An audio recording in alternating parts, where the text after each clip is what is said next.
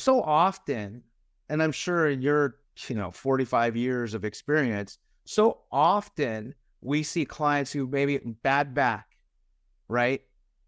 But I also have like carpal tunnel. Mm-hmm. I also have fibromyalgia, Mm-hmm. right? Is it important for each of these diagnoses? And I guess we're talking about quality of evidence. To make your case stronger, to be in one of the easier type cases to win, is it important to see a specialist in each one of those things? So fibromyalgia is another top 5 type cases we take to court, top 10. So often the judges, and in part because it's regulated, but so often you may see like, hey, who diagnosed this? What's the testing on this? I just see fibromyalgia written down by your primary care. Right. I'm not crediting it.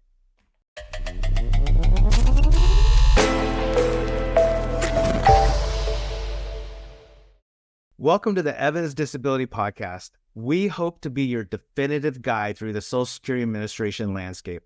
I'm Peter Evans, your host and managing partner at Evans Disability, a law firm that handles disability cases throughout the United States. Before we dive into today's episode, I want to mention a special resource for our listeners. Click the link below to receive a free SSA disability guide from Evans Disability.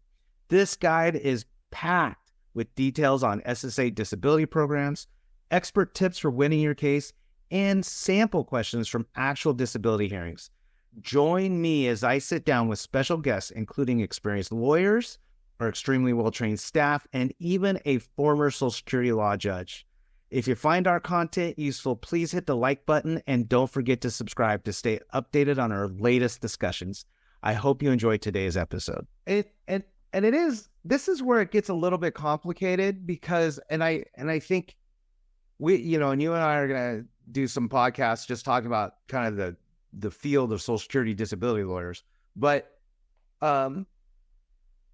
this is where it really pays off, in my opinion. And I want to ask you too, like in your opinion, as a former judge, to have a well-trained Social Security lawyer in a hearing with you, because who's answering the questions about past relevant work, about transferability of skills, is a vocational expert. It's not the judge. Right. And a judge can ignore that, but, they're vocational experts there for a reason, and that is to give an opinion. And the foundation for that opinion might be incorrect. In other words, maybe the judge is ignoring something, an impairment that the claimant has, or whatever. It's sort of the vocational expert is there for a reason, and the judge doesn't have to agree. It's become more from when I was a judge, which was several years ago. We didn't use vocational experts nearly as frequently as they do now. You recall from when you clerked for me, when I was a judge, I would maybe only 50% of my cases, I would have a vocational expert present. Yeah. Now it's almost 100%. I haven't had a case without a vocational expert in probably maybe 2 years. I don't know. So they provide information for the judge to evaluate, but the judge doesn't need to follow what they're saying. I think the point I'm making for our audience is like, if you're going to go to court and you're going to have a hearing scheduled, you should go hire a lawyer that way, because just to your point, there's a vocational expert in almost every single hearing now, at least that you and I have been in. Yeah. And because of that, questions will come up, what is especially if you're over 50. Sure. What are you limited to? What's your physical capabilities? And there's questions about skills and transferability of those and different hypotheticals that come up. And they ask these questions not just straight up about the client. They ask it about a hypothetical person, which if you're not used to the process and you're like, what is this hypothetical thing? It can be really confusing. So again, that'd be a really good topic for another podcast. We could do a whole podcast about vocational expert testimony and ways to use that to your advantage. Yeah, no, I always say you could teach a master class in how to cross-examine vocational experts and medical experts, because I've seen and listened to you have your way with them. So, especially if you believe they are just absolutely incorrect. So, yeah. Well, it's 45 years under my belt. I can tell you, I've cross-examined a lot of doctors over the years. Number 3 on our list was, and we sort of been talking about it, and generally over this last few minutes, but number 3 was, we wrote combination of physical and mental impairments. Why is that important is the first question I have for you. And then the second, part 2, follow-up to that would be, we meet a lot of people with physical impairments. What kind of evidence would they need to get to prove both? Okay, you're going to need medical evidence to support anything that you put in front of the judge. It would be nice if a judge could just take a claimant's word for, I have headaches, or, I've got this low back pain all the time and it interferes with my concentration. It'd be great if the judge could just take our word for it, but that's not how the system works. There has to be medical evidence to support what the claimant is saying. So let me ask you this. If I'm a client of yours, and let's say I have severe back pain, and I have an MRI to prove it, doctor recommended back surgery. Let's say I haven't had it yet, but the back is good evidence as well, but maybe not like, I've had 7 surgery type of case, right? Right. So there's back evidence to show, okay, I'm limited. And then I say to you as your client, my primary care physician has diagnosed me with depression and has put me on an antidepressant. Is that evidence in and of itself good enough, you think, to prove kind of this combination of mental or physical? Or do you think I need more to establish and build up a depression case? That's actually a very common situation, because as people lose their functional ability to work or to have a normal active lifestyle that they may be used to, they're going to get depressed. It's just the nature of it. And back impairments are probably the number one impairment that people have that end up going to court. So you kind of got this subjective experience of pain that everybody experiences differently. And then you've got this depression, and depression needs to be looked at in 2 different ways. One way is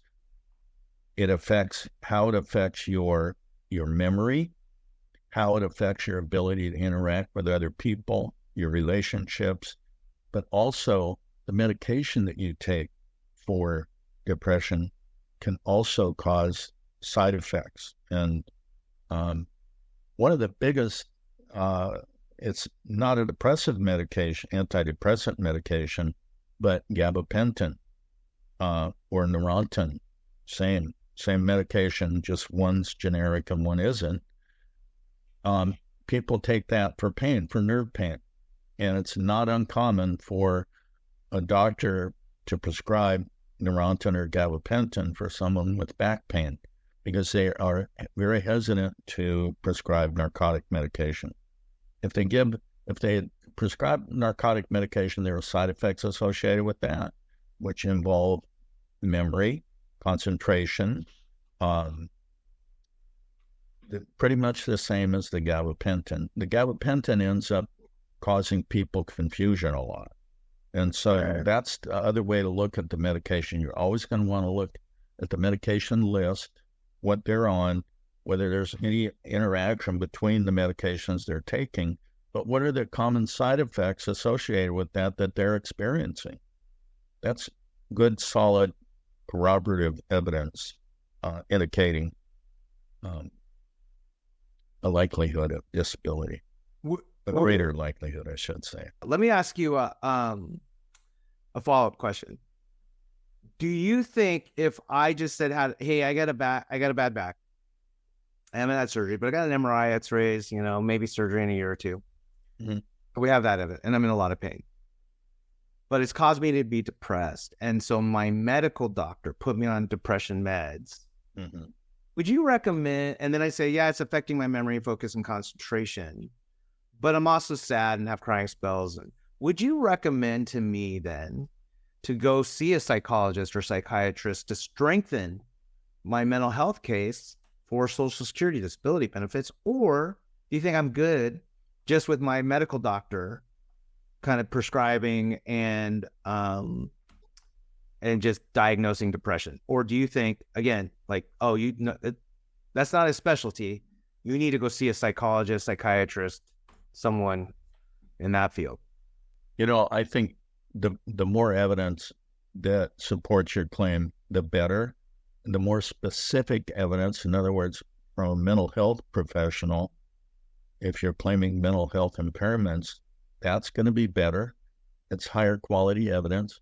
But the other thing is, often depression develops or becomes aggravated during the 2 or 3 years that somebody has to wait without any income to get a hearing. So it's not uncommon for me to ask a judge to send the client out for an evaluation at government expense by a psychologist and let them tell us what their opinion is with respect to how this depression or mental impairment affects the claimant's ability to work. Let me ask you a follow-up question, and I know that's a little bit off our list. And it just kind of reminds me of when we talk about combination of impairments, right? Sure. Here we're just saying physical and mental. But so often, and I'm sure in your 45 years of experience, so often we see clients who maybe bad back, right? But I also have like carpal tunnel. I also have fibromyalgia, right? Is it important for each of these diagnoses? And I guess we're talking about quality of evidence.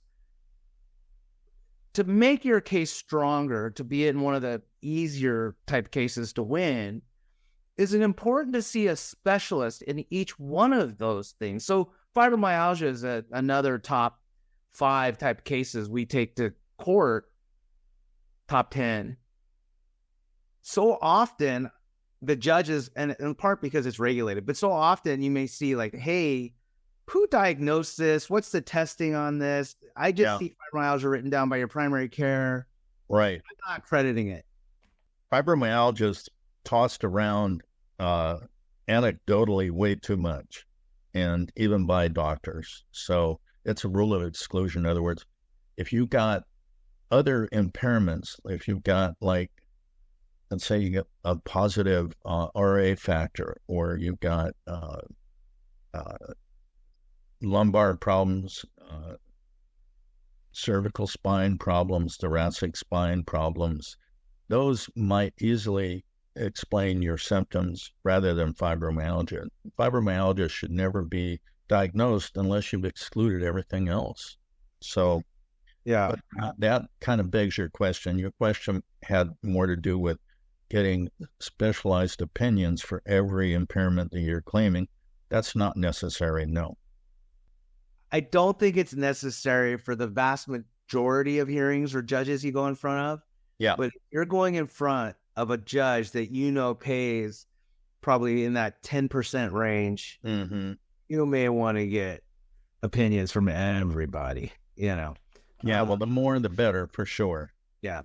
All right. Well, we're on number 3. So let's keep moving. Number 4 of the easiest disability cases to win, we wrote down dominant upper extremity problems that are limited to occasional use. So before I ask you why, when we say upper extremities, we're talking about our arms and hands.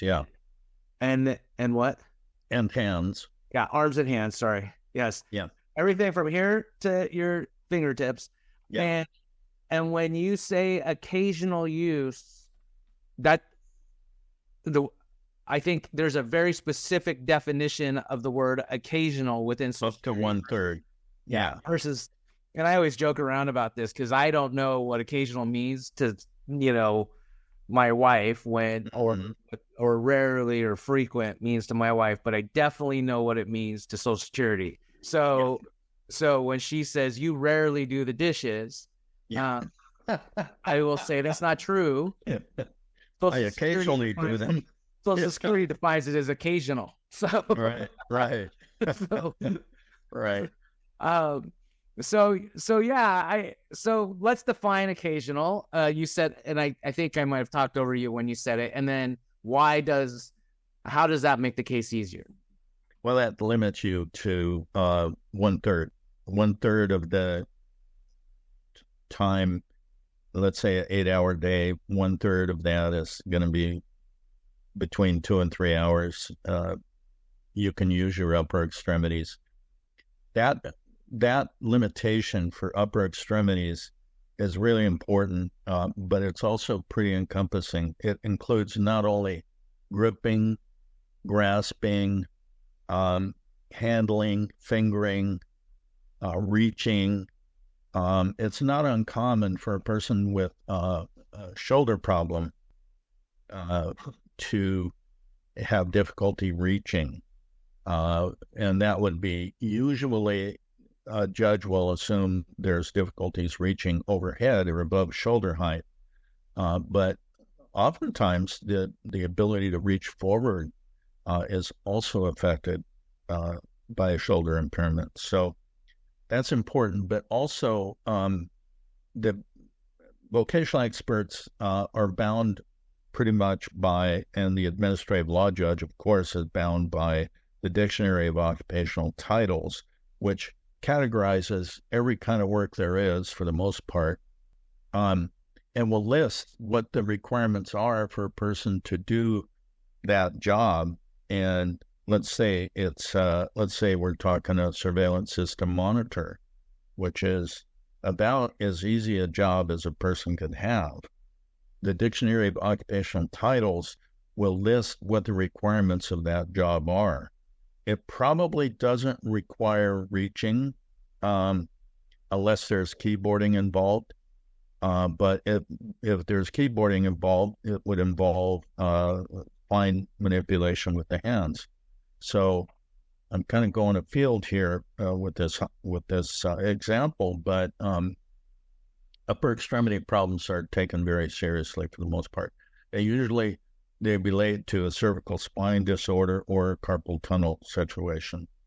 The best evidence to use to prove that you have those type of limitations are typically what? What will you do as an attorney for your client to get that type of evidence? Can someone just testify to it and the judge will accept it, or no? Well, no. I mean, it's going to have to be documented by your doctor. They do range of motion. If there is a consultative evaluation where the claimant is sent out by disability office for an evaluation, a physical evaluation, oftentimes they'll do ranges of motion. If you're saying, I can't reach, I can't grip, I can't grasp, that'll all be tested by a medical professional. And that is probably the best proof you're going to have. Right. And what we do often as well is we make sure to order the objective testing. So if there's carpal tunnel or I forget the name, is electrodiagnostic studies. Yeah, EMG, NCB. Yeah. And then we get those, and then we also will send out one of our specially designed questionnaires to the doctors to ask them about reaching and handling and being right. Often they can do that. Let me ask you a follow-up question to the upper extremities. Does it matter? And I, and I know you know the answer, and I know the answer. I'm asking as if I were the audience. So does it matter, if it's left or right-handed, if you're left or right-handed, and where the limitation is? Like, so for example, I'm right-handed, but if the limitation is in my left arm and I can prove occasional on that, but my right arm is fine, am I still in a good position to win? Or